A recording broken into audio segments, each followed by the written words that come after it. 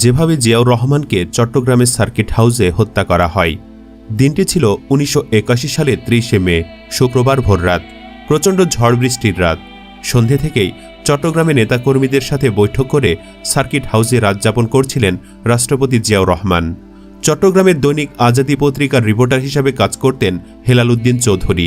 তিনি জানান, ফজরের আজানের কিছু আগেই প্রচণ্ড গুলির আওয়াজ শুনতে পান তারা। সকাল হওয়ার আগেই তিনি আরেকজন সহকর্মীকে সঙ্গে নিয়ে সার্কিট হাউসের দিকে রওনা দেন। তবে সার্কিট হাউসের প্রধান ফটকে দেখতে পান প্রচুর সেনা সদস্য। পরিস্থিতি পর্যবেক্ষণের জন্য তারা বেশ কিছুটা দূরে অপেক্ষা করছিলেন। সেদিনের কথা স্মরণ করে মিস্টার চৌধুরী বলেন, কিছুক্ষণ পর যখন সার্কিট হাউসে প্রবেশের চেষ্টা করলাম, তখন আর্মির একটা গ্রুপ আসলো, এসে আমাদেরকে সরিয়ে দেওয়ার চেষ্টা করল। এর মধ্যেই আমরা জেনে গেছি প্রেসিডেন্ট জিয়াউর রহমান সহ তার বিশ্বস্ত বেশ কিছু সেনা সদস্য বিদ্রোহীদের হাতে নিহত হয়েছেন।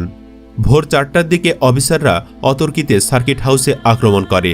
জুনিয়র অফিসাররা নিজেরাই দুই গ্রুপে ভাগ হয়ে প্রথমে সার্কিট হাউসে রকেট লঞ্চার নিক্ষেপ করে।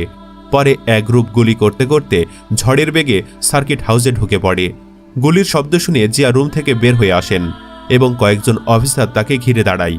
ওই সময় লেফটেন্যান্ট কর্নেল মতিউর রহমান মাতাল অবস্থায় টলতে টলতে জিয়া কোথায় বলে সিঁড়ি বেয়ে ওপরে আসে এবং পলকেই গজখানেক সামনে থেকে ২৮টি গুলি জিয়ার উপর চালিয়ে দেন।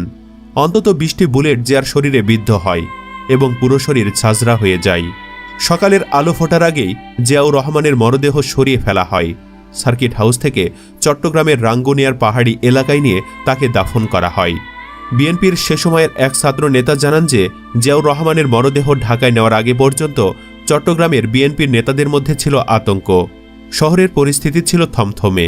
তিনি জানান, তারা গিয়ে দেখতে পান সেনাবাহিনীর সদস্যরা এলাকাটি ঘিরে রেখেছে। তিনি বলছিলেন, ইতিমধ্যে খবর হলো জিয়াউর রহমানকে কবর দেওয়ার জন্য রাঙ্গুনিয়াতে নিয়ে যাওয়া হয়েছে। সামরিক বাহিনীর লোকরা ছিলেন, যাদের বিরুদ্ধে অভিযোগ আছে তাদেরও কেউ গিয়েছিল। সাংবাদিকরা সেখানে যাওয়ার চেষ্টা করে, কিন্তু সেটিও ঘিরে রাখে সেনাবাহিনীর কিছু সদস্য।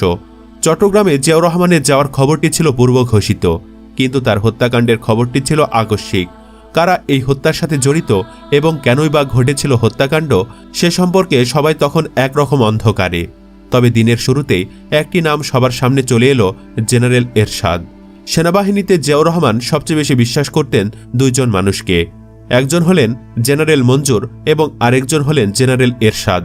এরশাদের কুটচালে মঞ্জুরের সাথে জিয়ার দূরত্ব তৈরি হতে থাকে এবং এরশাদ হতে থাকেন জিয়ার প্রিয়ভাজন এবং অত্যন্ত বিশ্বস্ত। এজন্যই এরশাদকে জিয়াউর রহমান সেনাপ্রধান পদে নিযুক্ত করেন। সেনাপ্রধান হওয়ার পর এরশাদ জিয়ার সাথে পরিকল্পনা করে মঞ্জুরকে ক্যান্টনমেন্টের বাহিরে স্টাফ কলেজে বদলির ব্যবস্থা করেন। জিয়াউর রহমানের এমন আচরণে অত্যন্ত ক্ষুব্ধ হন মঞ্জুর। কিন্তু জিয়াউর রহমানের হত্যার পর পুরো গল্পটা সাজানো হয় মঞ্জুরকে ঘিরে। জেনারেল এরশাদ ক্ষমতার লোভে হত্যার দায় ফেলে মঞ্জুরের ঘাড়ে। এরশাদ মঞ্জুরকে ধরিয়ে দেওয়ার জন্য মোটা অঙ্কের পুরস্কার ঘোষণা করেন।